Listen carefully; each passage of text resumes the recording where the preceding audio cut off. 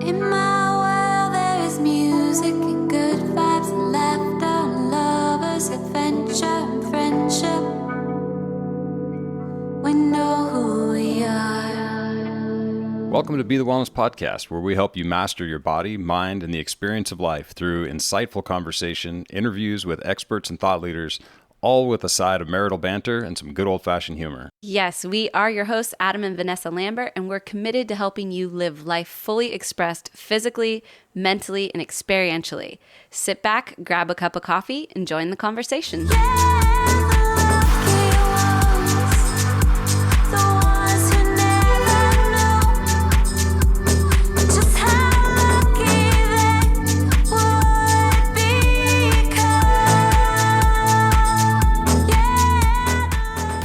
Howdy, folks. Welcome back to Be the Wellness Podcast. I'm so glad you started with that. Well, hey, man, we're talking cows, regenerative agriculture. So I want to tell you all, if you just tune in to the beginning of this podcast, because when we first start talking to Joel, a little bit of Adam's hick accent starts to come out. And if you tune into it, it's there. And it's like one of my favorite things that Adam does when he's talking to country folk. He has just a little bit of an accent and it's very subtle. But if you tune into it, you'll hear it. Yeah. It's been going on for a long time. Yeah.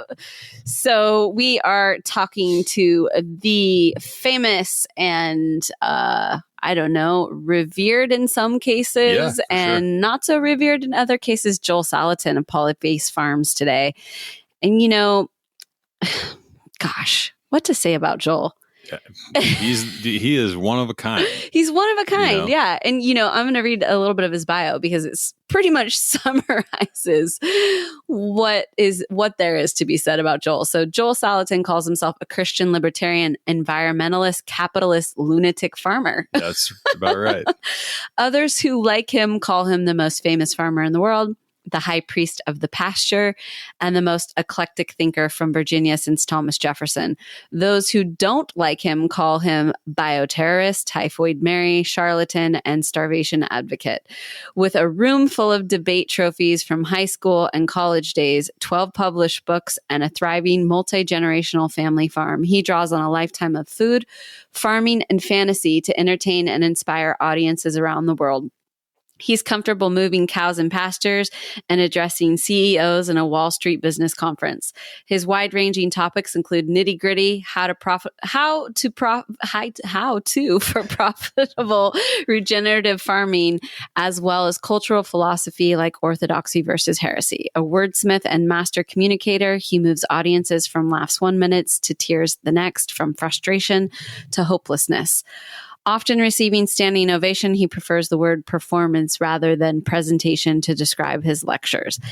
So he obviously is the co-owner of Polyface Farms in Swoope, Virginia, and he's been featured all over New York Times bestseller, The Omnivore's Dilemma, award-winning documentaries, Food Inc. He's also featured in the brand new book from Diana and Rob Wolf called Sacred Cow. I mean, this guy, if you're in this world at all, you've heard of Joel. Yeah. And he really lives up to that description because he's hilarious.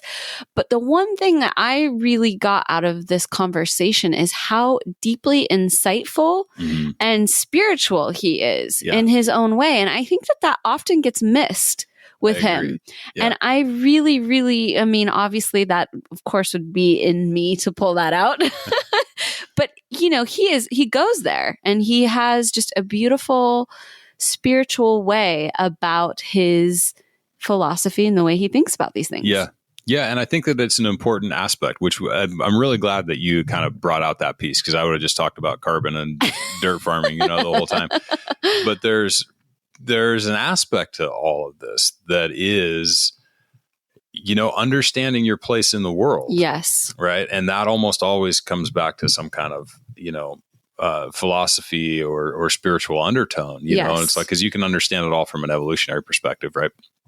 But what does that mean about how you interact with the rest of the world?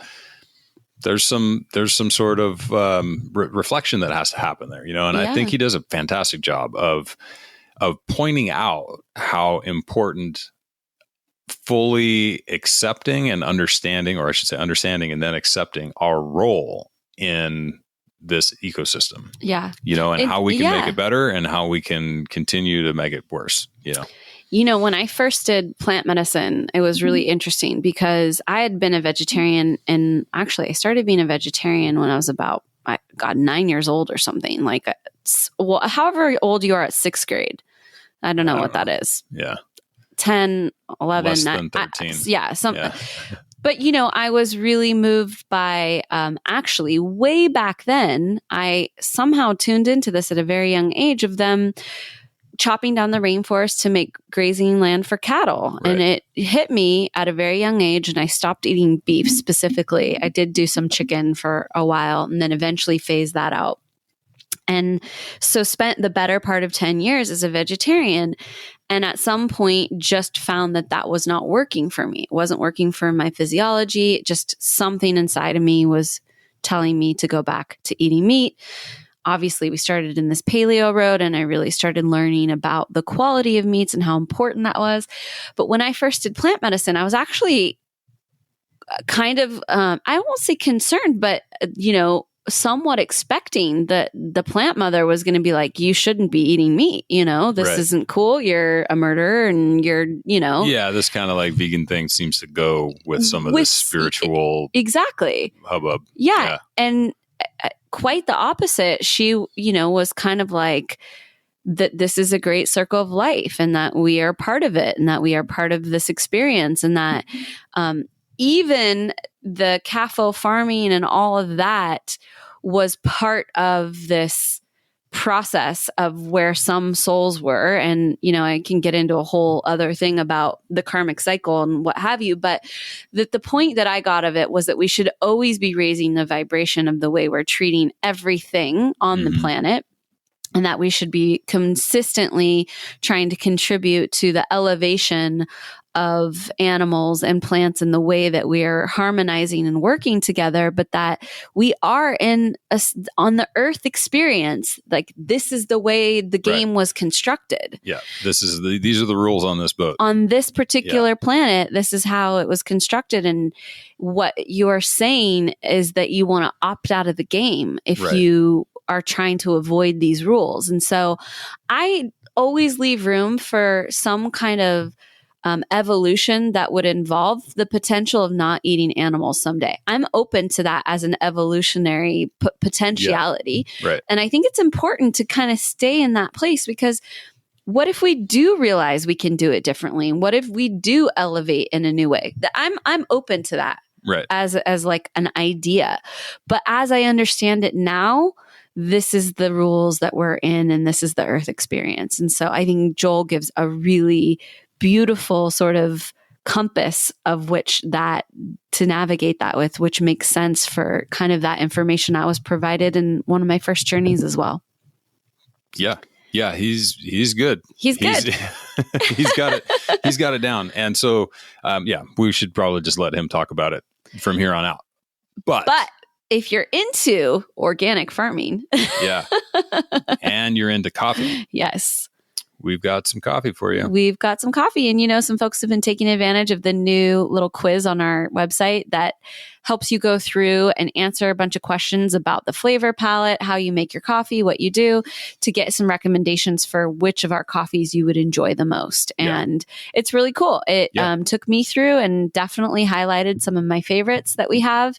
And so if you have been wanting to try our coffees, but not sure which locations, go take the quiz. Yeah, go check it out. And it's, it's there. It's under BeTheWellness.com/single origin coffee. Yeah. You can find it. Yep, exactly. So enjoy the coffee and enjoy this podcast. All right. We are live. Welcome to the show, Joel. Thank you. It's great to be with you. It's a real honor. Thank you, Adam. And Vanessa. Yeah, absolutely. We, you first kind of came on our radar. I want to say it was maybe 2005 or 6 with Michael Pollan's book, The Omnivore's Dilemma. Yes. And I read that book. It's funny. My mom, back back then, we were full blown in the CrossFit world at Rob Wolf's gym in Northern California, and freshly introduced to paleo, and it was like all meat all the time, and we were really going for it. And my mom, who's kind of always been a back and forth, kind of ethical vegetarian, I think she would call herself, she was there one night and we had pretty much half the gym at our house for a big barbecue. And she said, you should really read this book, The Omnivore's Dilemma, and she's never given me a book recommendation in my life. So I picked it up and powered through it. And, it was a real eye opener. When we grew up in the country, both of us, and with cattle ranches and all of this stuff around. And to be perfectly honest, a lot of the kind of commercial agriculture world was outside of our, knowledge base. It was not something that we really recognized. And the section in the book where, he was, I think, visited you and was interviewing and talking about your farm just really hit home with me. And, so maybe you could just give us kind of a, bit of a rundown on what's going on out at Polyface and what makes you different. How much time do we have? As much as you want.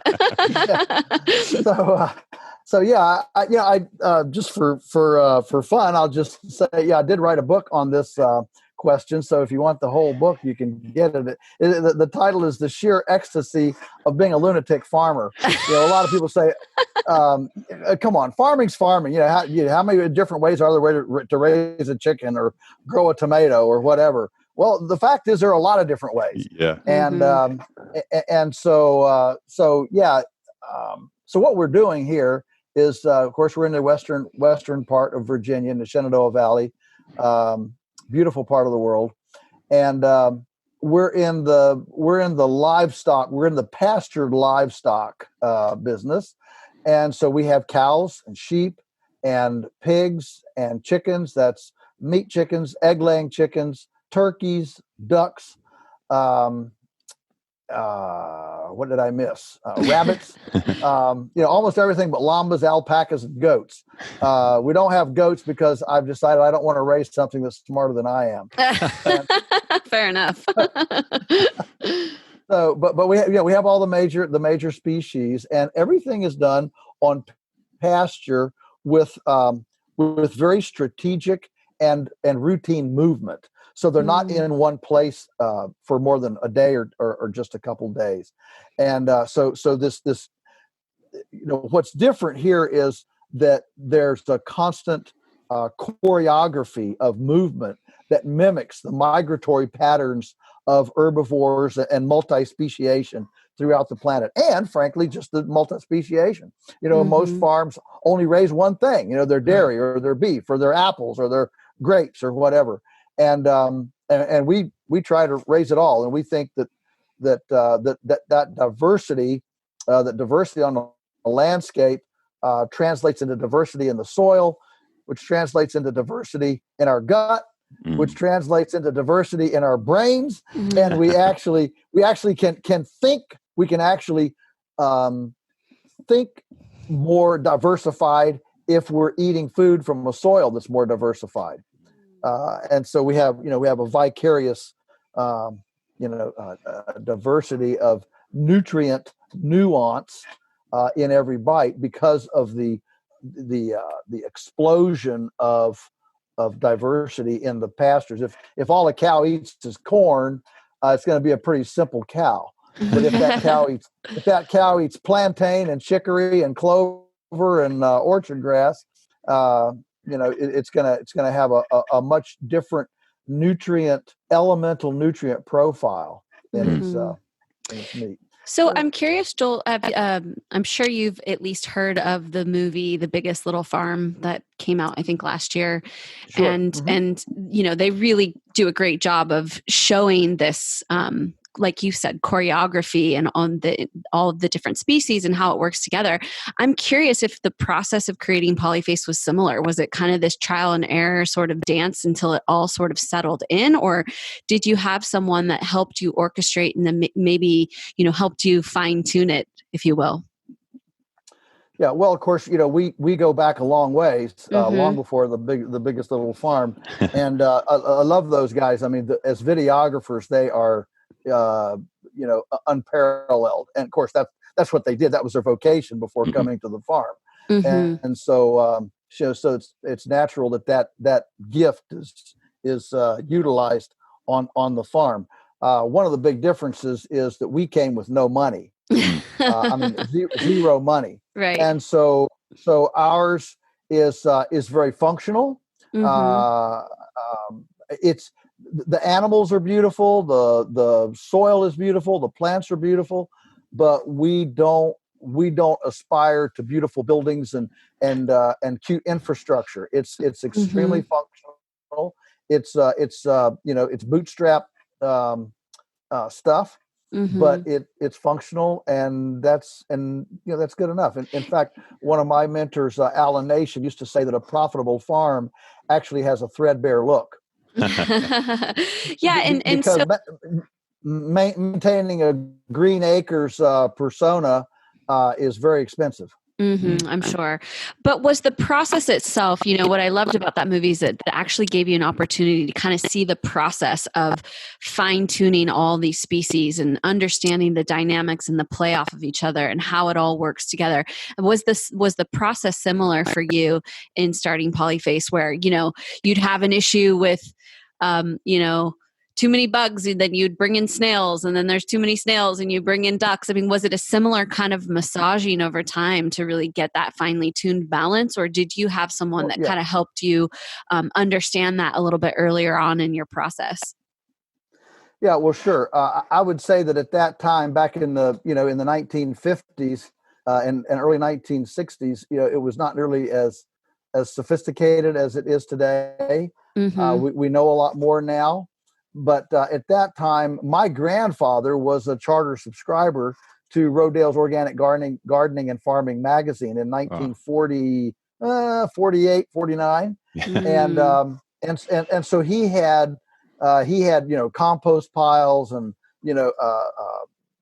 big garden and chickens. And so Dad got, and compost, Dad got his kind of, ecological farming bent from him. And I got it from Dad. So, I say it's deep in my DNA. Yeah, I guess so. This whole ecological idea. So, as we came to it, we were working on nature's template. We said, well, how does nature work? Nature doesn't build soil with 10-10-10 chemical fertilizer. and nature doesn't do much tillage. In fact, it doesn't do any tillage. If it tills with, earthworms. And so we simply look at nature's template and said, how does this work? And so that kind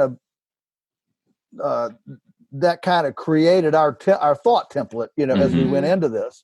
And we realized that nature is fundamentally about perennials, not annuals. So we're gonna go grass. We're gonna go to perennials. We're not gonna plow.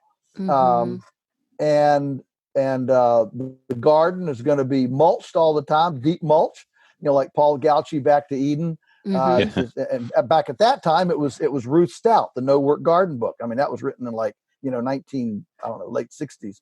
And so cover the soil, minimum or no tillage, perennials, not annuals. And then the animals move, in nature, animals don't stay stationary. I mean, it's one of the big differences between animals and plants, right? Is animals move. And we live in a culture right now that doesn't think animals need to move. We just put them in a confinement place and, anchor them down, and they're just as about stationary as a tomato. Right. And so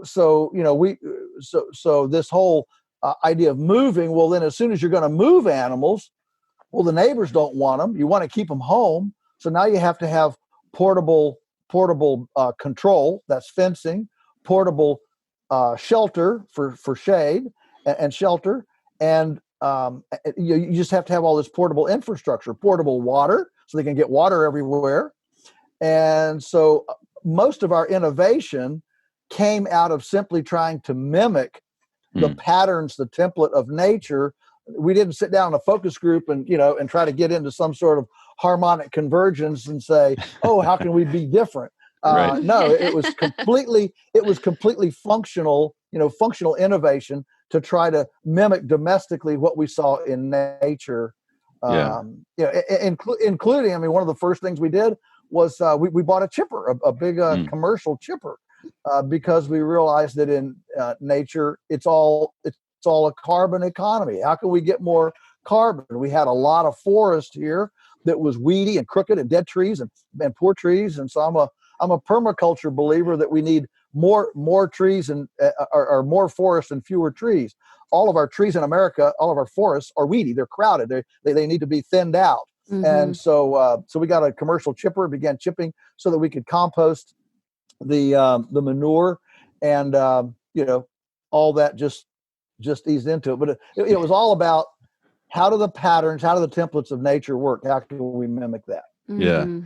Yeah. So my first year of college, I was going to an agricultural school, and I don't even know how I stumbled into this class, but one of them was a regenerative agriculture class. I want to say that's what it was called. It was like Regenerative Ag 101, and another was a soil sciences class. And and this was the stuff that they were teaching. I mean, we were practicing crop rotation, and we were doing all of this stuff, and no-till drills and all of this. And what it seemed like, in talking with the professors, is that they were really trying to help the young kids who were coming from agricultural backgrounds to kind of unlearn the way that their families had probably been doing it for the last 20 or so years, and bring in this essentially exactly what you're doing, and saying, hey, we can do this without disrupting the soil, and we can do all of this stuff. And so, gosh, that was, 1994 or something. And at the moment, I was like, oh, this all makes a lot of sense. And it's great that this is being taught. This is like case closed, this is how we're just going to do things moving forward. And it obviously hasn't been the case, but now we're seeing this massive groundswell in this movement. And, to some degree, we're in a little bit of a bubble and an echo chamber just because of the community that we're in, and with, all the folks that are doing this. But I do think that it's really starting to peak. And one of the things that, on the outside, it may seem is potentially detrimental to the overall agricultural world is this all of the press, around climate change and around, the impact that factory farming specifically is having, which of course is, conflated, unfortunately, to just agriculture in general.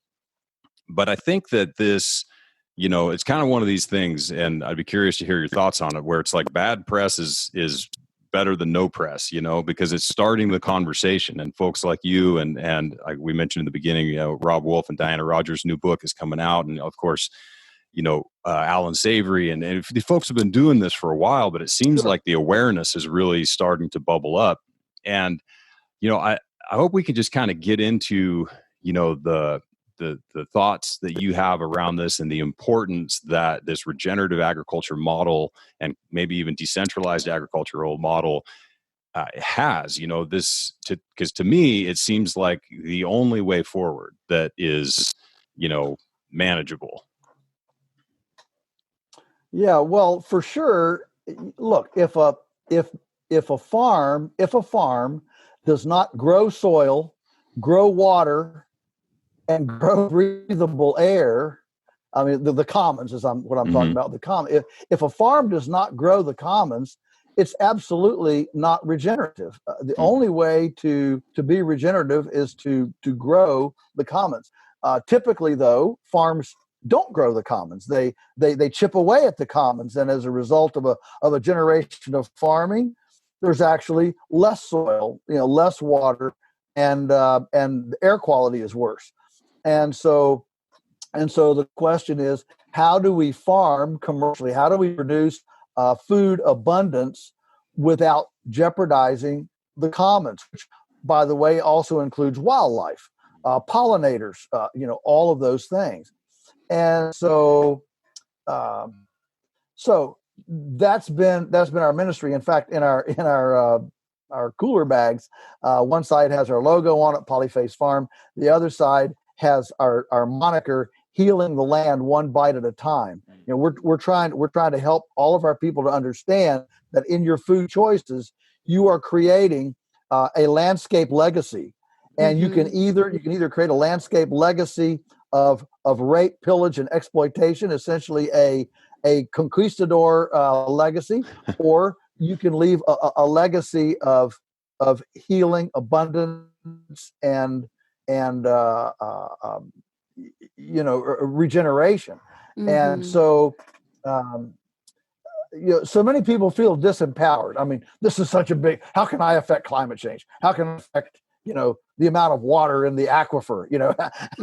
How can I do? It's so big. We just feel completely impotent, right, to be able to do anything because it's so big. But the fact is that where we are today is a physical manifestation of quadrillions of decisions that have been made over the last history of humankind. And where we will be in 50 years will also be a physical manifestation of quadrillions of decisions that are made between today and 50 years from now. And so never underestimate the power of one good decision made properly. And do I go to McDonald's for a meal, or do we cook from scratch and do extra? And so at lunch tomorrow, I have leftovers. I'm convinced that one of my litmus tests for a person that gets it is, are you eating leftovers? If you're eating leftovers, it means you probably cooked it from scratch. You didn't get a little single service plastic cup, of Hot Pockets or whatever.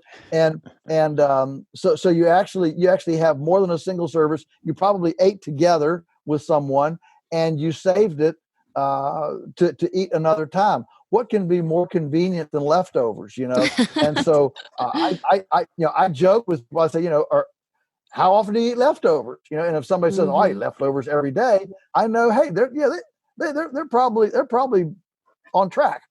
And leftovers, I hate leftovers. I never eat leftovers. Well, that person's probably patronizing a questionable system. So true. It's one of the things that we actually rarely, nobody eats out very much these days, but even before COVID and everything that was going on, we really stopped eating out very much. And one of the things that always just really bothered me about eating out is you would just see the waste, you'd see people eat half a steak or, half of their chicken or even vegetables, all of it. There's just so much waste involved. So I love that litmus test of, thinking about eating leftovers. And I think cooking at home is probably one of the biggest contributions you can make just on a house by house basis. But beyond, sort of those first things that you can do, especially with COVID and everything that's happening right now, so many people are leaving the cities. They're rethinking the structures and the very sort of paradigms of their life. If you were to talk to someone out there who's thinking about, maybe trying to get some land or moving to the country, what are some things that people can do to contribute to this system, this regenerative system, on a very small piece of property or, on a minimalistic kind of basis? What are some of the key things that they can do? Yeah, well, it's amazing what you can do with a very, very small acreage. And I'm a huge fan of urban farming. And there is now, so yeah, I'm perfectly happy to encourage someone to move to the country. But before you do that, I like to tell people, fill up where you are. And the fact is that there are a lot of things you can do in an urban environment that you might not think of. And there's all sorts of cool techno-glitzy gadgets that we've got now that enable you to do so. I mean, we've got if you ever go to a Mother Earth News fair, you'll see PVC pipes with pockets in them, so you can hang them on your porch and put your herb garden in there. So you can have window boxes. You can they're barrels, or you can take a barrel and put pockets in it, and vertical type production where your horizontal space is limited. I mean, you can have a honeybee hive up on the roof of the house. You can you go by Italy, and in Italy all the urban houses have trellised tomatoes and cucumber vines crawling up the side of the house. The whole idea of edible landscaping. It doesn't take any more effort to put in an edible tree than an ornamental tree. The only difference is the edible tree gives you something to eat, and not just a week of pretty flowers to look at. And I'm not opposed to pretty flowers. I'm just suggesting that in this wake up call, Adam, you mentioned this the bubble that we're in, and the conversations we're starting to have after empty supermarket shelves, and people got. I think for the first time certainly in my lifetime, there were people actually scared that they'd run out of food. Yeah. And that has not happened in America. And so I agree with you. I think there's a long tail going forward in this. How much of it's going to stick? How quickly does it go back to normal? I don't know. But I think there is a long tail. And if even 20% of the population remembers and does a corrective action as a result, it's going to be a big change in the whole, the foodscape of our world. And so first thing, fill up where you are. Do something where you are. I mean, you can have 3 chickens in a house. They take no more room than a dog or a cat, and they're way more functional. And if you have teenagers in the house, there's nothing better than kitchen chickens. I mean, chickens are the first animal to wake up in the morning. They wake up happy every day. They spend all day turning trash into treasure, your kitchen scraps into eggs. And then as soon as the sun goes down, they go to roost and go to sleep. I mean, what a perfect role model for teenagers, up in the morning, work all day happily at no pay, and go to bed as soon as the sun goes down. I mean, wouldn't you love that for your teenager? Yeah. So, I love that. So there's a lot of things that can be done in cities, in vacant lots, things like that. Now, if you're going to move to the country, then if you're going to move to some sort of a small acreage place, then of course you can do more. You can have a cow, you could have a pig, you could have a couple chickens, you could expand the garden, even grow enough, maybe even to sell some. But for sure, the first order of the day is to feed yourself first. Mm-hmm. So think about what you like to eat. There's no reason to grow stuff you don't like to eat. Life's too short for that. So what do you like to grow? What do you like to eat? And grow a bunch of it. Grow a bunch of it for yourself, and start there. And as you become skilled, that'll be easier and easier to grow, and you can branch out into some other things. Mm-hmm. Yeah. So that seems like I think it seems like a dream for a lot of people right now. They're just like, in fact, I see on Instagram, there's like a meme floating around that talks about like things that make you feel good about yourself. It's like having a good job, and it's a tiny little bar, and finding a good relationship, and it's a little bit more, and then it's like growing a tomato, and it's all the way across the board. Because at the end of the day, it's something that the vast majority of us have not had the opportunity to do, and there is something very empowering about knowing that you can start with a little seed, and next thing you've got something that you can eat. So I think that that's a fantastic first step. Yeah, right?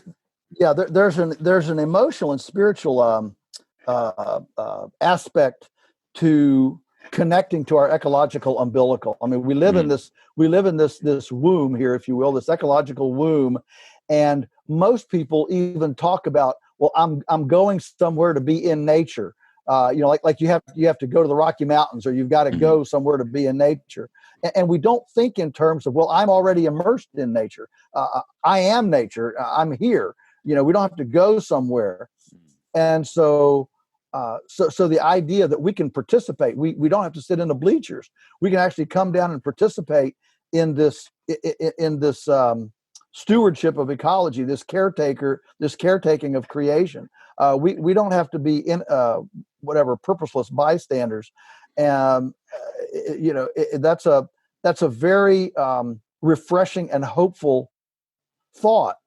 The beauty is that nature is fundamentally biological, and so it can handle remediation quickly. So a lot of people they want to move to the country and they want to find this the perfect place. I got to find this perfect place. Well, anybody looking for the perfect place, let me tell you something, you're not going to find it. There's no such thing as the perfect place. And so what you need to realize is that every place can be made abundant and productive. I mean, when we came to this place, it was nothing but a gullied rock pile with no soil and thistles and brambles and brush. And now it's arguably the most, productive, green spot in the whole area. And I'm not saying that proudly. I'm saying that very humbly and gratefully, that nature is forgiving. The difference between biological things and mechanical things is that biological things can heal. If the front bearing goes out in your car, you can apologize to it for not lubing it right. You can let it rest overnight. Sorry, I'm working too hard. But no matter what you do, when you get back in the car, that bearing is still going to go thump, thump, thump. But in the biological realm, which includes soil, it includes all this the awesomeness of life. In the biological realm, it can be abused, it can be mishandled, but then it can be caressed back into redemptive capacity. And we see that not only in our physical world, we see it in our emotional world. You can say a sharp word to your spouse and I shouldn't, and apologize, and it can all be okay. That's a wonderful thing that life gives us that inanimate objects don't. And so I would, my first thought to people is, don't get hung up on the perfect place. Just get somewhere and then love it into abundance. Correct. We have this idea that nature is this reluctant partner that we've got to get in a chokehold, and I'm going to make you, I'm going to get out of you something, I'm going to get pears, I'm going to get apples, as if nature is some sort of a reluctant partner. But in fact, nature is a benevolent lover, just wanting to be caressed in the right places. That's all. Yeah. That was so well said. Oh, really. Thank you. I mean, honestly, it's so refreshing, because I think that somewhere in this sort of debate between meat and not meat and, vegan and meat eaters and all of this stuff, there has been this spiritual component that says, meat eaters are not spiritual people, or that's the lesser spiritual path to take. But what you just said to me was like the pinnacle of spirituality. It was literally like being part of this amazing ecosystem and being part of this great circle of life. And I think that, I really hope that people hear that, because, I think part of this spiritual debate is that we are so far from nature, and we are so, the distance between us and the reality of the cycle of life has become so great that people have created spirituality in a different way that has left the land behind. And I just love everything you just said. Yes. Well, you are moving into this, into this amazing sector of discussion where we talk about life and death, and sentience and non-sentience. I mean, it's one thing to talk about life. It's another thing to even then talk about how life communicates, how life bargains with each other, and how the lion bargains with the wildebeest, and the cat bargains with the mouse, and the mouse bargains with the cat. I mean, and indeed the actinomycetes bargains with the mycelium. Okay, right. I mean, if there is a pinnacle of representation of this life, death, decomposition, regeneration, life, death, decomposition, regeneration, this beautiful cycle, it's the compost pile. We put stuff in there that died, carbonaceous material that died, and all these beings, these microbes, eat it, they decompose it, they digest it, and then they in turn go back into the soil to regenerate new life that comes back up. And so I think you're exactly right, Vanessa, that this kind of viciousness that we have now, come on, haven't we gotten past killing animals and eating meat? It actually does not speak of a new cosmic spiritual nirvana. It actually speaks of a profound devolution disconnection to our ecological umbilical. The fact is that everything is eating and being eaten. And if you don't believe it, go lie down in your flower bed for 3 days and see what gets eaten. In order for there to be life, there must be death. Something must die. And whether it's a dead carrot, and by the way, carrots do communicate. We know trees communicate. We know fungus communicates. The fact is that the whole cosmos is pulsing in commercial and in commercial trades. A microbe approaches a little microscopic root filament down in the glomalin of the soil and says, "Hey, I've got 2 zincs I'll trade for some of that polysaccharide you got out of the sun through chlorophyllic activity." And this kind of trade is actually happening a quadrillion times per nanosecond in our microbiome, in the air around us, in the soil under our feet, in the plants, in the landscape around us. Those kinds of trades and negotiations are happening. And when we step out of that and we think that we can levitate into some sort of sterile Star Trek existence, where life can be sterilized away from death, we lose not only a humble appreciation for how majestic and mystical life is, but we actually start disrespecting some of the most foundational relationships in life: the predator, the prey, the animal, the plant, the symbiosis, complex relationships. We follow the cows with the chickens. The cows prune the plant. The cows actually the cow's saliva exudes healing microbes that bind up the wounds of the sheared plant, so that the plant can actually jump back and grow faster than if it's mowed mechanically. I always wondered why grazed grass grew back faster than mowed grass, and it's because of this saliva coming out of the cow that actually bathes the grass in protective microbes. Wow. And then amazingly, in a perennial pasture that's maintained with appropriate management, not overgrazing, but appropriate management. We can talk about that if you want, but let's just say that there is a proper and an improper way to do this pruning concept. Just like an orchardist or a viticulturalist, there's a right way and a wrong way to prune things. Same way with the herbivore. If the herbivore does this, is managed correctly to do this, guess what? There is a bacteria called it's a methanotrophic bacteria that thrives in that perennial prairie environment enough to metabolize the methane coming out of 1,000 cows per acre. Well, you're never going to have 1,000 cows on an acre, right. And so and that methanotrophic bacteria does not live under corn plants. It does not live under asphalt. It doesn't live under buildings. It doesn't live in monocultures. It only lives in very healthy, productive prairies that have these pruning herbivores going across them in a very strategically enhancing way.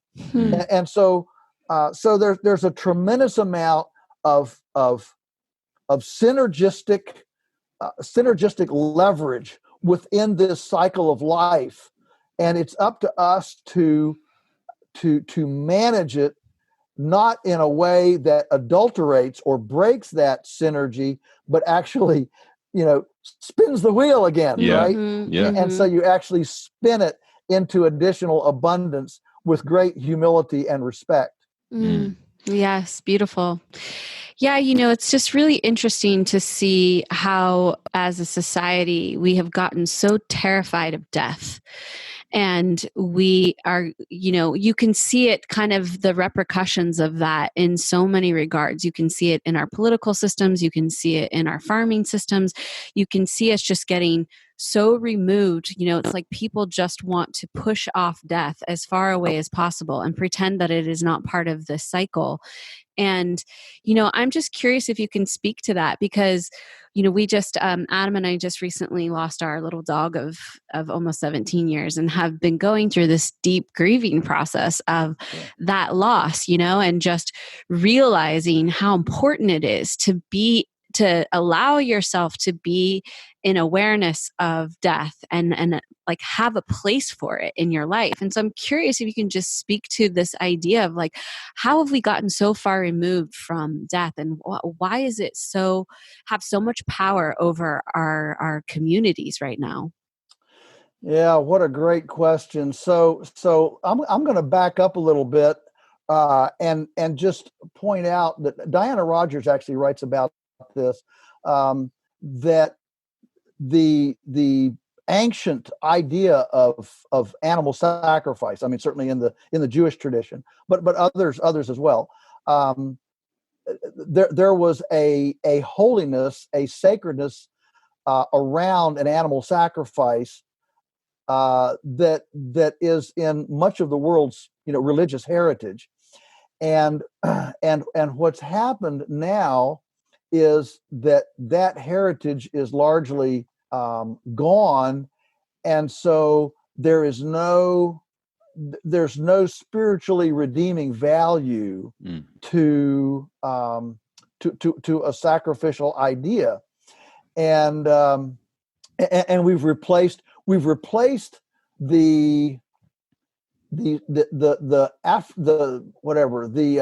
completing affirmation of serving each other, of service to each other. We've replaced that now with an incredibly hubris-oriented victimhood, entitlement, mentality, and so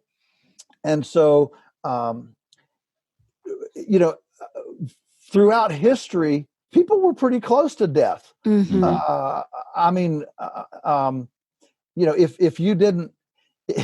If you couldn't catch it, trap it, or shoot it, you might not live. And the luxury that we have today, that we are so luxurious, we can actually sit around and converse about whether it's okay to eat a chicken or an egg or not, or whether taking milk from a cow is actually disrespecting and stealing from that poor cow.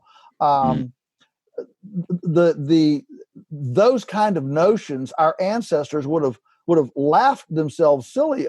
They just would not have understood it because for them this was life. And in a day before freezers and refrigeration and microwaves, animals offered nutrient-dense, real-time nutrition, milk, eggs, real-time nutrition that didn't have to be refrigerated or frozen.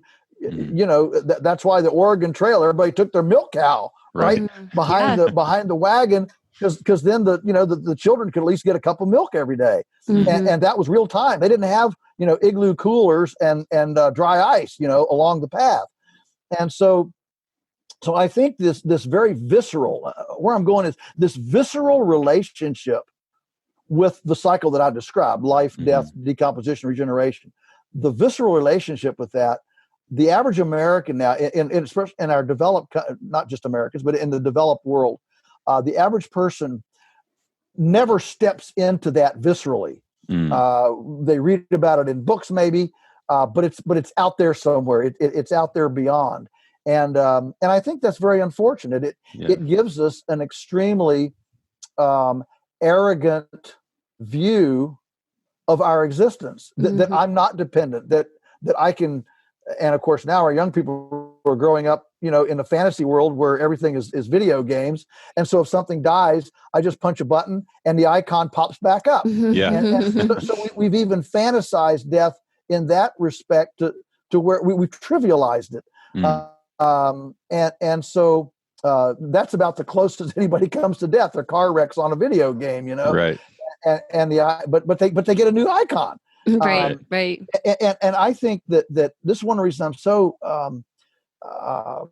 in favor of children's gardens is because, when that tomato plant, you plant that seed and you rejoice in the miracle of life, and then some bug or fungus or something, you go out in the morning and this little 6-year-old, oh, my tomato plant is dead. That's final. This isn't games. This is the real deal. Okay. And nature doesn't just pull out your tomato plant and give you a new one tomorrow. You don't push a button and get a new one. And I think that this is critical to understand. Life does not revolve around me. There's something much bigger in design and in life than just me. And we've just developed such egocentricity today that this whole notion that there are things out there that are out of my control, and I'm gonna enjoy those things. I'm gonna enjoy things that are outside my control, and I can't control everything, but I can control how I respond to these things, good, bad, indifferent, and I think there's something about gardening and having an animal and tending animals beyond a pet that is commonsensical this way. And as we have divorced ourselves from that visceral daily participation, I think we have actually become nonsensical. We've lost our collective common sense and come up with all sorts of crazy notions like taking milk from a cow is stealing and the cow is enslaved. No, that the fact that we're drinking that milk gives the cow a reason to exist, and so we honor and respect another being, another life. We take care of her. Hey, she's a lot better under our care than she would be fighting the lions out there on the Serengeti. Yeah. And it's a bargain. It's a negotiation that we've made in order that we may that we live. I love it. Yeah, this, I love that this is, I do want to get to some more of the actual management, but I love that this is taking on a bit of an esoteric tone, because I think that when we really come down to it, this is the real stuff that people are grappling with. And I find myself, I was a vegetarian for 10 years and just found myself in that conundrum of feeling just this depth of compassion for the cycles that we are in, and just wanting to opt out, right? Like I had an option to opt out and say, oh, I'm not going to participate in any of that, and somehow you actually have the ability to opt out. And over the years I've realized that there actually is no opting out of this cycle. But my question to you is, I leave this small bit of hope that there could be a place, there could be an earth that evolves to a place where compassion maybe, or not having so much suffering, or, not having to endure these cycles in such a way that is painful, right? Because we see an animal die, or we see something, it hurts our heart. It's we have that compassion. It's instinctual in us. Is there a way forward in your eyes at all that could minimize, having to have animals in this role? Or is there any way, do you leave any possibility for an evolution that cycles in a new way that doesn't necessarily need animals as a cornerstone of our systems? Impossible Bird would love to hear you talking that way. Wouldn't they? And Beyond Beef, stock prices just went up. Yeah. I think it's an important question though, because this is what it is. This is what people are wondering. Right. Well, it is, and so far, and of course, this is one of the reasons why. So we wrote the book, Beyond Labels. Mm-hmm. And now Diana Rogers and Rob Wolf have written this book, Sacred Cow. And so the question is, are we more like our ancestors of, let's say, 5,000 years ago, or are we completely different? Mm-hmm. And I would suggest that we're far more alike than unlike. Mm. And this is, of course, what drives the whole paleo movement. We should eat more. That our omega-3, omega-6 ratio, for example, should be more like it was in wild animals than it is on animals that fed nothing but corn and soybeans, for example, in confinement, which completely changes the ratio. And so the fact is that we, at least for now, we know of no substitute for the nutrient for the metabolizable nutrients. Yeah, you can get protein from vegetables or riboflavin or whatever, but you have to. It's not as bioavailable. Right. There are a few things that we don't know of anything that is as bioavailable in nutrient density as animal proteins. And not only that, but they also have a good track record. Right. Our ancestors, lived on them a long time. And so, if I'm going to bet on a horse, I'm going to bet on a horse that's won some races. We haven't won any races with fake meat and McDonald's or Coca-Cola.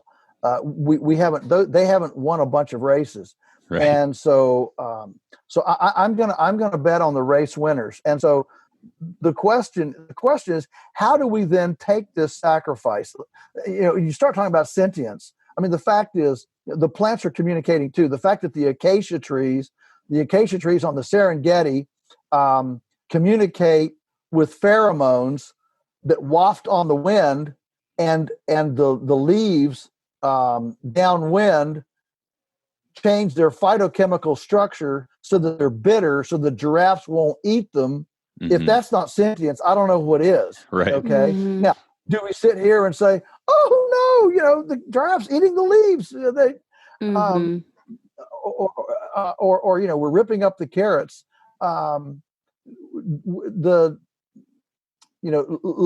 Lair Keith, writes this in The Vegetarian Myth that she tried to get away.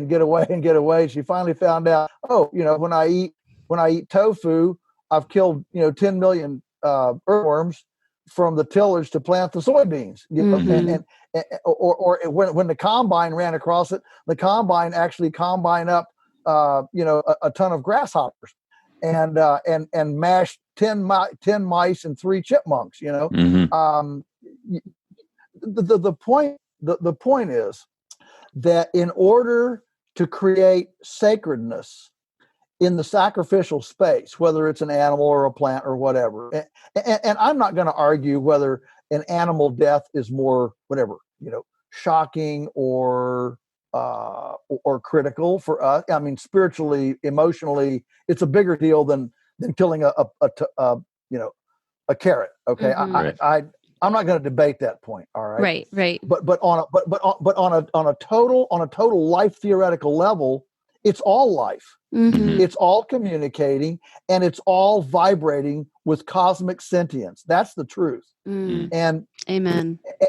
And so if you start bifurcating it, if you start saying, well, this is sacred and that's not sacred, and this is, this looks more like me, so it's more painful. This communicates audibly. This communicates in pheromones. This one,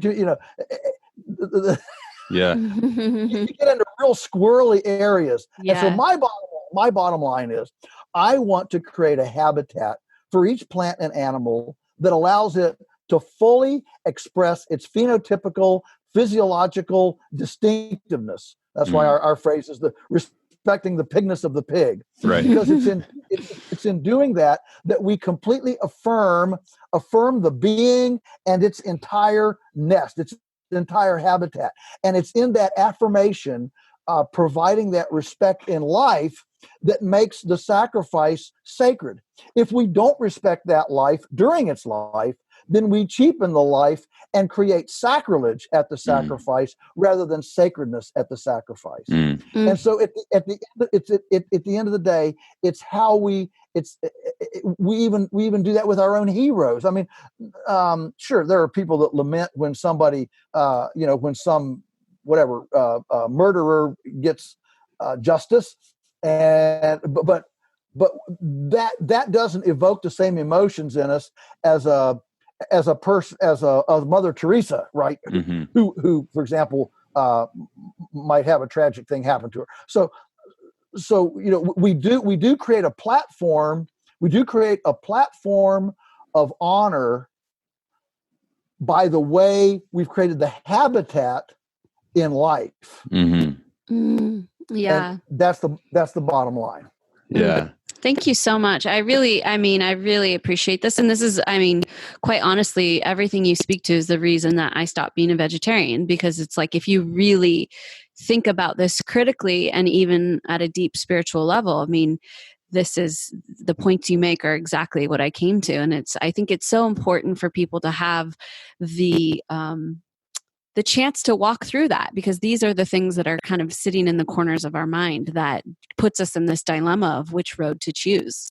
Yeah.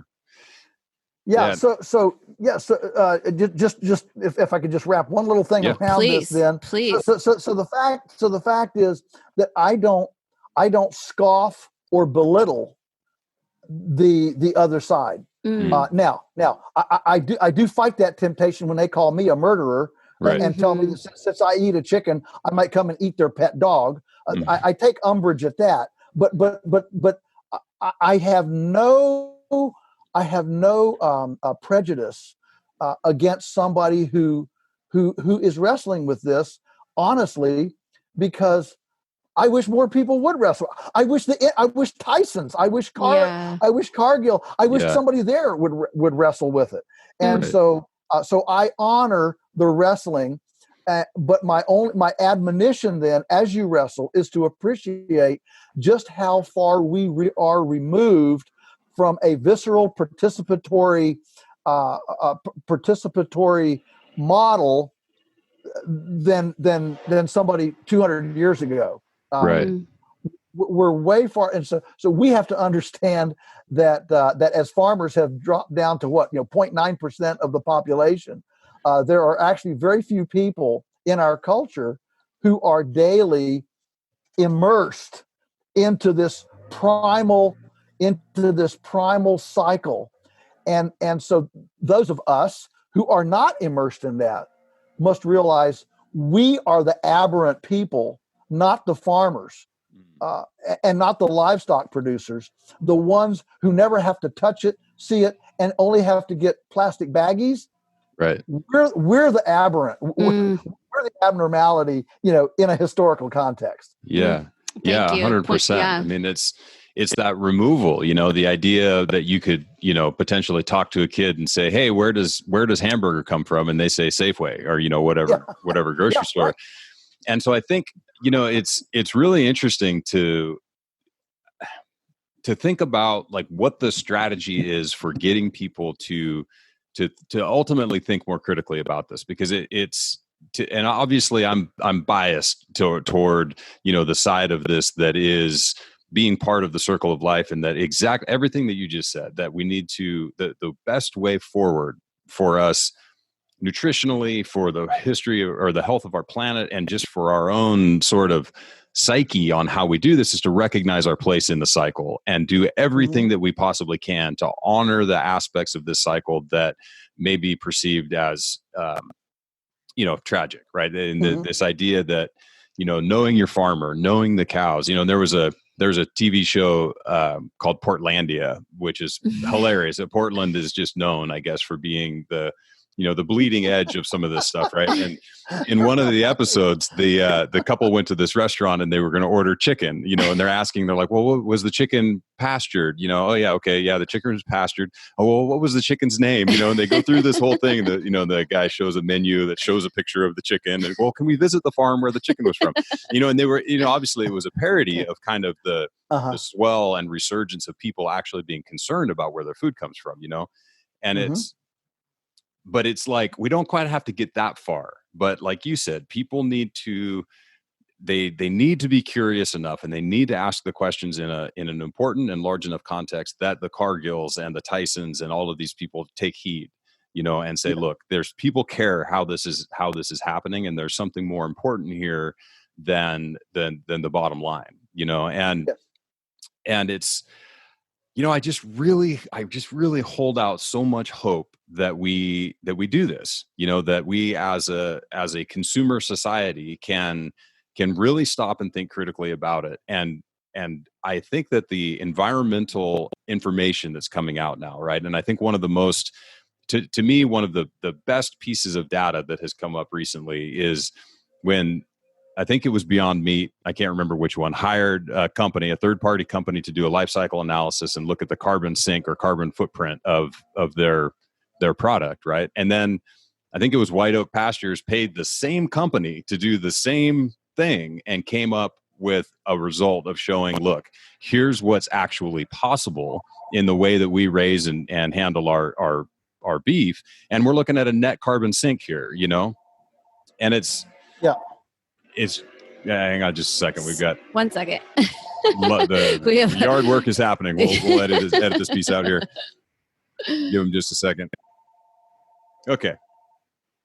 And so there's this piece that, the information I feel like is out there now for anyone who can sort of divorce themselves from the emotion that is stirred by this disconnection and look at it and say, okay, look, we were opting out of beef because we were told that it was a real problem with the environment, and we want to be active in doing our part to help turn the environment around, specifically like the carbon kind of stuff, right? But the information's there now, it seems like, to say, right. And the title, the book title, it's not the cow, it's the how.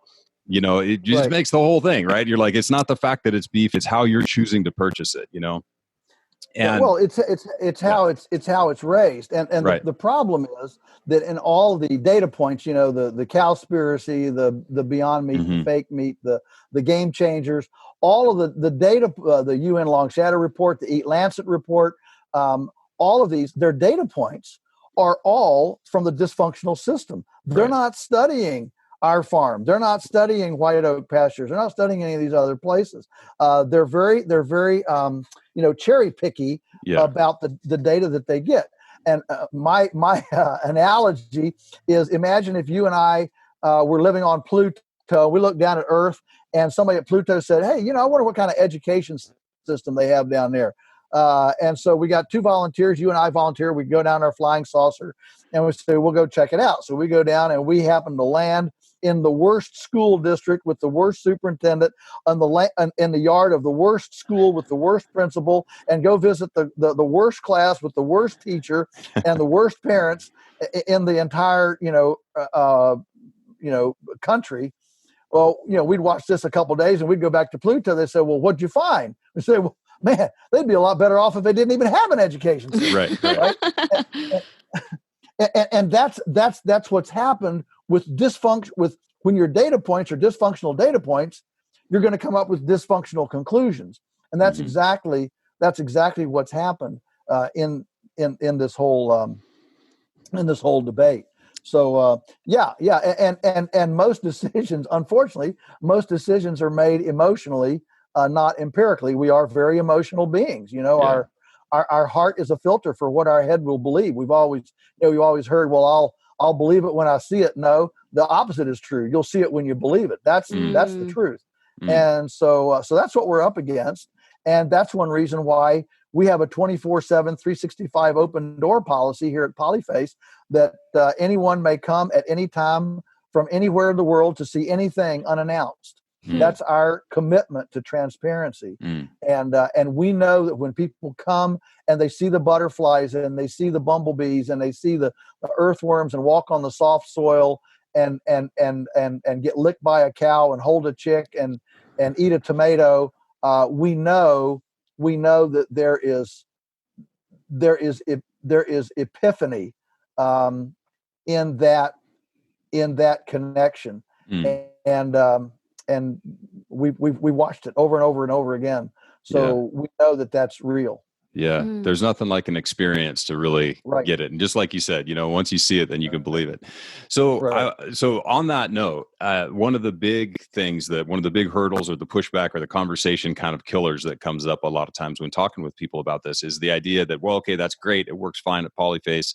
And, but we don't have that much land. Or what do we do, if we convert all of this stuff into cattle ranches, then what are we doing with, how are we growing the corn that people are going to eat? How are we growing almonds and all this, right? And so I was hoping that maybe you could speak a little bit to the idea of, being able to farm unfarmable land or being able to utilize unfarmable land and kind of what's the overall data point or metric on this? Like, do we actually have enough available space to decentralize this stuff and make it all work?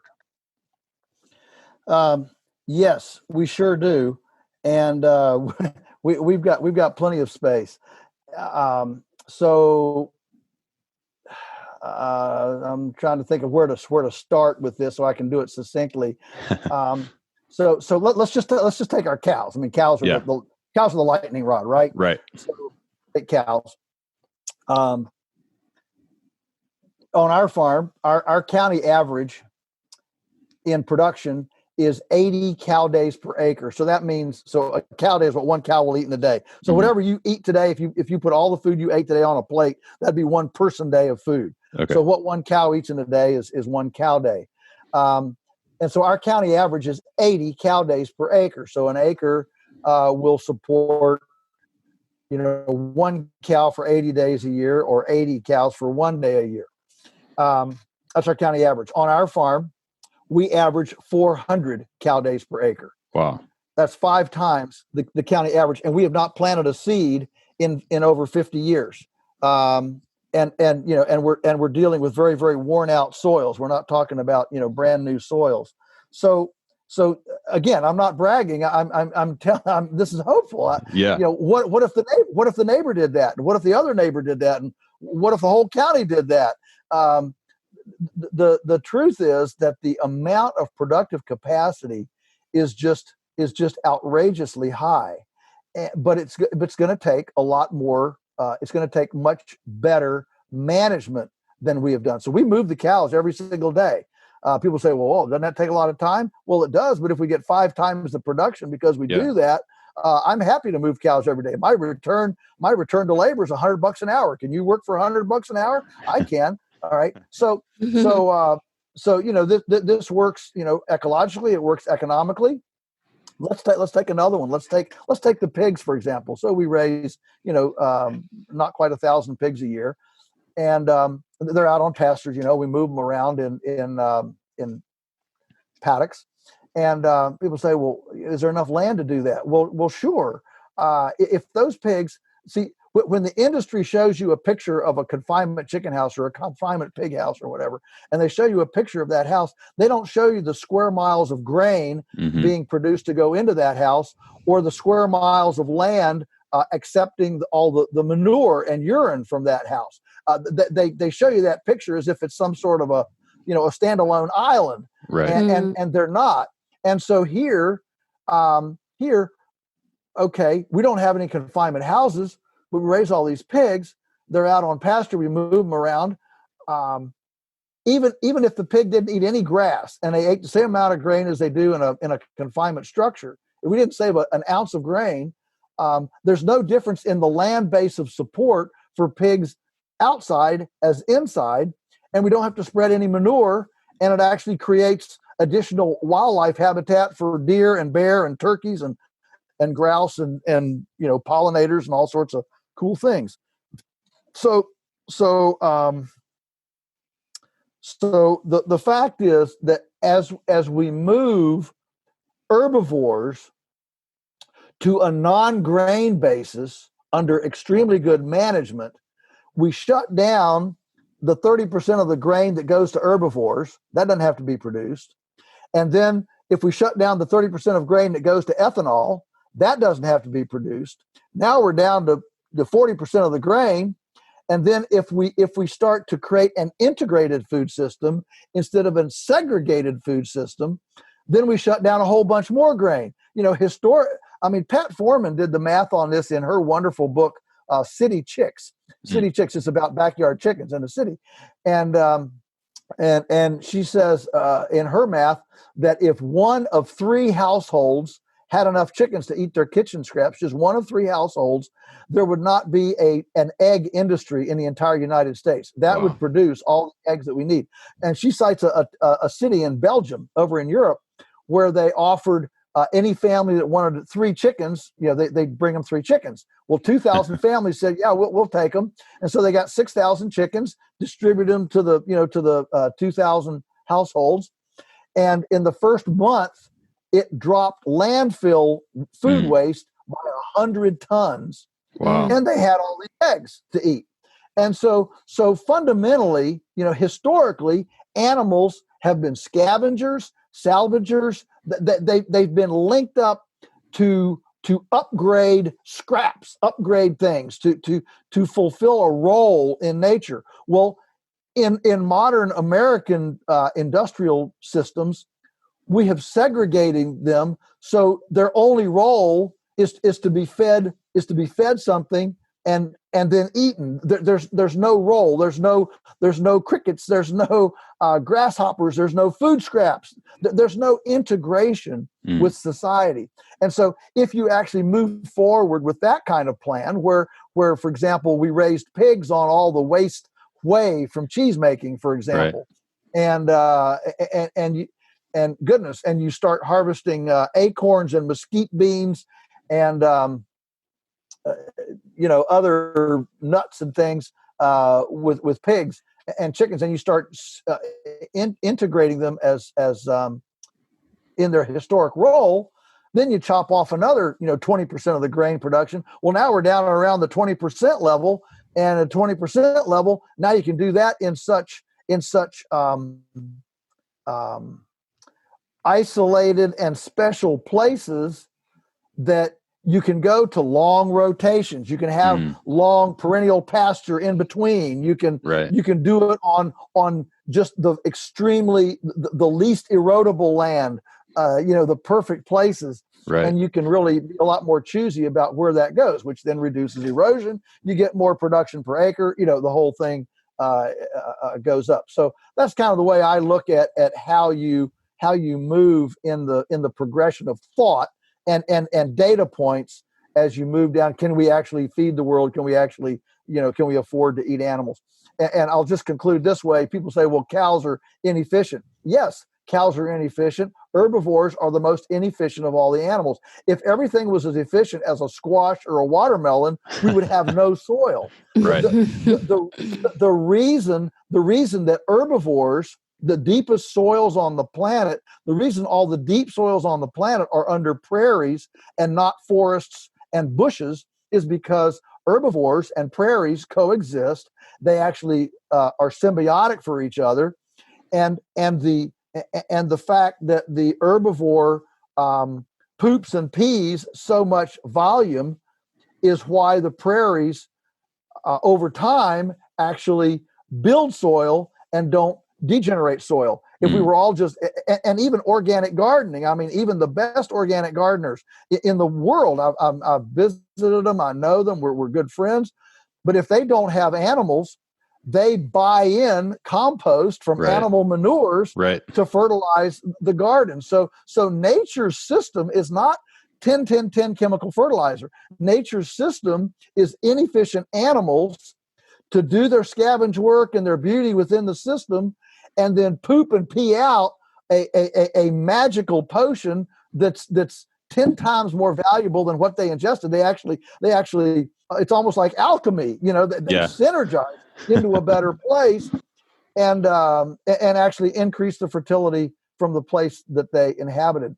And so if we integrate rather than segregate, it's a major change in the way the whole food system works.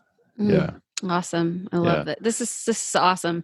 So I want to make sure that we talk about the methane claims, because that's what I guess what we're really trying to do here is go through all the arguments so that people, when they listen to this podcast, have a really good sense of all of this information that's out there and, a chance to really run this through a filter.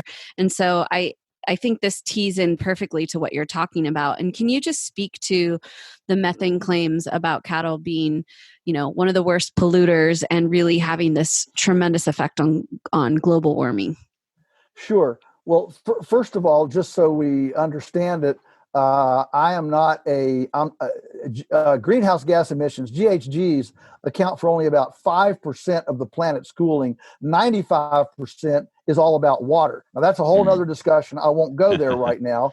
But the fact is that the caloric energy required to cool the planet is 95% condensation based, water vapor condensation based. It's in cloud formation. GHGs are only about 5%. So if you really want to talk about climate change, global warming, you've got to talk about water condensation way more than GHG gases. That's another conversation. We probably don't want to go there today. But with that said, let's talk about the little tiny 5%. And how do you get more water condensation? Water has to condense around a particle. It can condense around a little ice crystal, but what it really prefers is to condense around a piece of bacteria that is exuded from plants. So if we want global cooling, we've got to increase the vegetation on the planet's surface, which then exudes the bacteria for the water to condense to be the radiator of the planet. This is why we're seeing more drought in dry places and more water in temperate places, because as the planet fights for its radiator, the condensation is tracking to where the vegetation is and dumping more water there and untracking, leaving the places that don't have the vegetation. And is there a way to bring more vegetation? Absolutely. We can talk about that in another podcast. But right now, let's go to the methane argument. So the methane actually is very little, and of course, the big producer of methane, 85%, is wetlands on the planet. Wetlands produce the greatest amount of methane. So the fact is that when biomass decomposes, it gives off the same amount of methane, whether it's digested in a cow or whether it just decays on the soil surface. So the methane given off from decaying organic matter is exactly the same, regardless of what kind of decomposition it goes through. And so to blame the cow for methane digestion, if you took the biomass that the cow eats and decomposed it to feed earthworms, for example, let's say instead you composted it instead. Let's say we're all going to be really good boys and girls, and we're going to compost all that biomass. It's exactly the same amount of methane. The only difference is we had to mechanically harvest it and letting an animal harvest it that doesn't use petroleum and doesn't make exhaust. And there are other, hydrocarbons and other things that come out of the exhaust pipe of a tractor or a lawnmower. And so think about it. 500 years ago, the planet had more animal pounds on it than it does today. So if you take all the people on the planet and all the animals on the planet, there were more pounds on the planet more than 500 years ago, 1,000 years ago, than there are today. Think about the megafauna. There were mastodons in Europe. There were 9-foot tall wombats in Australia. Right. There was the great big bird in New Zealand. Right. Think about the United States. North America here. We had 200 million beavers.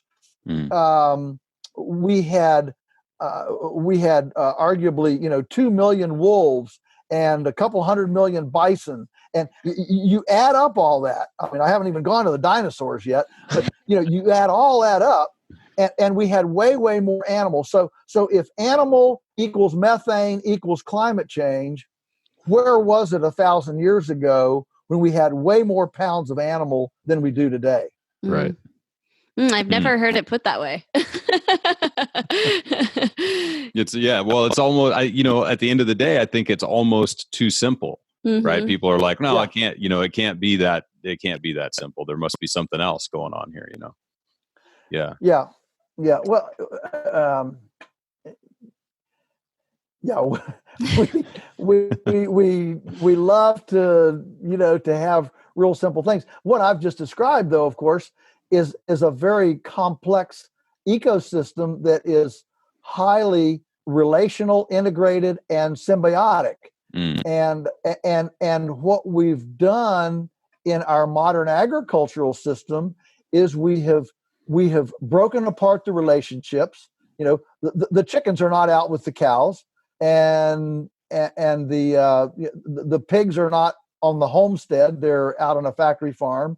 And the tomatoes are not even in the garden. The tomatoes are in a great big massive laser level field in the San Joaquin Valley, and spend 2,000 miles rattling around the back of a truck to your house.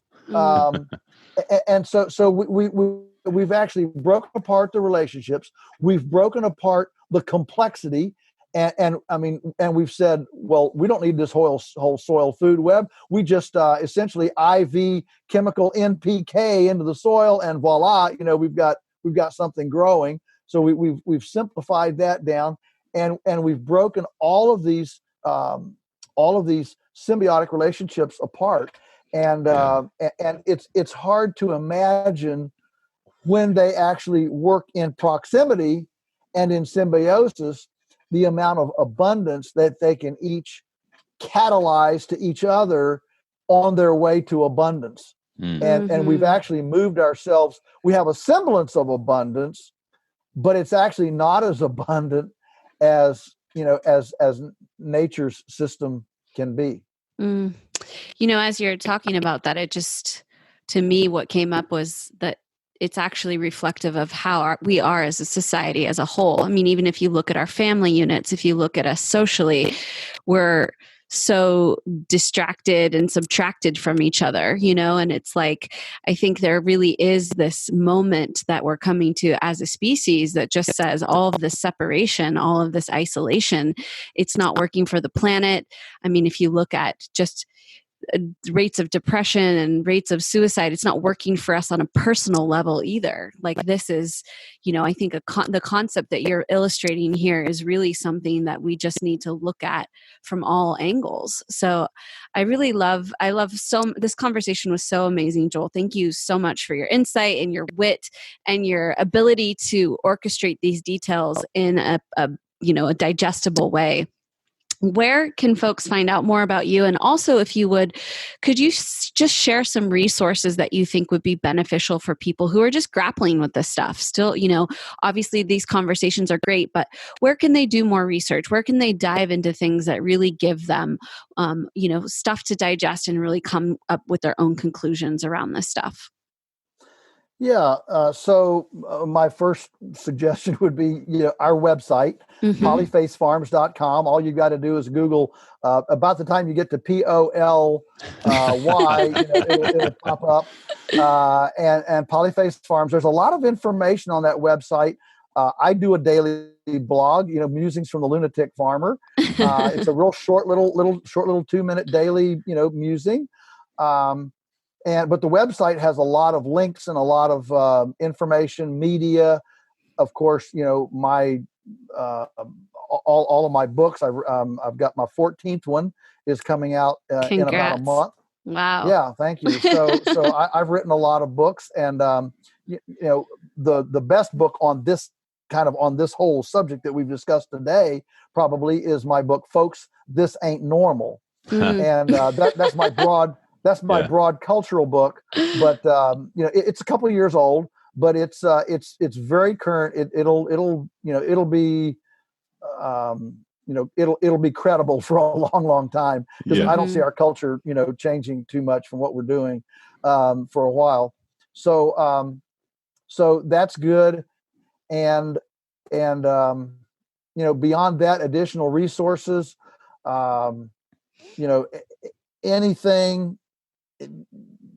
anything regarding, Lair Keith, The Vegetarian Myth is a great book. The Rob Wolf, Diana Rogers new book that's just out, Sacred Cow, is a good one. My latest one is Beyond Labels. Essentially, we point out that, if all your shopping is labels, you probably don't know a whole lot about food. So we got to go on beyond labels to vet, verify, and figure out what we're doing. It's all about how to make good food decisions. So I think there's good resources there. I've always told people, when they're on a search like this, when you're on a journey, you don't have to see the end. All you have to see is the next step. And as long as you can see the next step, you're making progress. And sometimes we, in our techno-glitzy culture, we want to see the end of the program, and life isn't like that. Life doesn't unveil a whole program at the beginning. And so the key is to start movement. Inertia works both ways. Inertia keeps us from starting, but it also keeps us moving once we're moving. And so the hardest step is the first one. Once you begin moving, inertia will propel you forward. You will, oh, that's interesting. Oh, that's interesting. Oh, that's interesting. And the next thing you know, you're way down here, and you've mastered something. You've learned something. You have new convictions about things, and you have new empowerment. And that's that's an extremely affirming thing. To feel like I've arrived at a better place. Yeah. Well, thank you so much, Joel. This has been a fantastic conversation. And, as Vanessa was saying, you're a master at articulating this in a way that, is, it's downright interesting, and I think I've heard people, because we talk about you and the stuff that's going on, occasionally. And I'm like, oh yeah, I think I heard him on Joe Rogan. I had no idea there was so much going on. I'm like, yeah, and so you're really, you're really doing God's work, for lack of a better term. And we, the boots on the ground out here really appreciate it. It's good stuff. Amen. Thank you. You're very, very kind. Thank you. That's great. So it's an honor to share some time with you. Yes. Thank you. Come see us when you can. I know. We've been talking about it for years. We would love to. Yes. We would love. We will take you up on that for sure. We'll put an extra bean in the pot. Awesome. Perfect. All right. Thanks again, Joel. Thank you. Well, what'd you think of that, guys? We thought it was great. Thank you. Thank you. Was that Rick or Morty? That's Morty. That was Morty for sure. Yeah. Well, we hope you guys enjoyed that podcast. There's something really special about Joel, and we do want to make it out to Polyface Farms at some point and visit him. And, it's just another one of these places to start looking about how we think about this world of food and regenerative agriculture and sustainability, because, we are facing a lot of big dilemmas as a planet, and one of them in particular, our food system. So we hope that sparks some places to start thinking about, I don't know, how you can align with a more regenerative world. Yeah, and how you can move the needle yourself. Yes. It's one of the things that I love about Joel's message is he's like, start with a planter box on your porch. Yeah. You don't have to move. You don't have to move to the country. You know what I mean? Do everything you can where you are now. Yes, exactly. And that is huge. Yes, absolutely. Get 2 chickens. 2 chickens. Yeah. All right, guys. We love you. We'll see you next week.